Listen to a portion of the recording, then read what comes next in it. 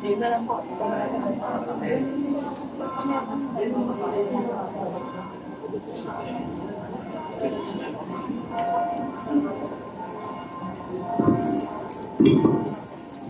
Rito ng pagbabasbas, sa ngalan ng Ama, ng Anak ng Espiritu Santo. Amen. Sa kaugaliang Pilipino, ang pagbabasbas ay malalim na kahulugan tulad ng pagmamanos, simbolo ng paggalang sa mga nakatatanda.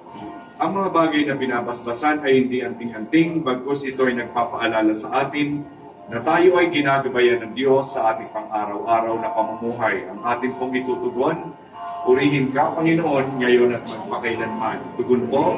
Mula yan ang pagkailanman. Purihin ka, Panginoong Jesus, sa iyong pagkamatay at muling pagkabuhay. Pinagkalooban mo kami ng bagong buhay. Tugon po. Mula yan ang Panginoon pagkailanman. Manalangin tayo. Amang makapangyarihan, pinupuri ka namin sa pagpapadala mo ng iyong Espiritu sa aming mga puso upang turuan kaming manalangin. Basbasan mo ang lahat ng ito at turuan mo kaming gamitin ito bilang gabay sa aming tapat at taos-pusong pananalangin. Patuloy nawa kaming umunlad sa panalangin at maging kalugod-lugod sa iyo sa aming buong buhay. Sa pamamagitan ng Jesucristo kasama ng Espiritu Santo, magpasawalang hanggan. Amen.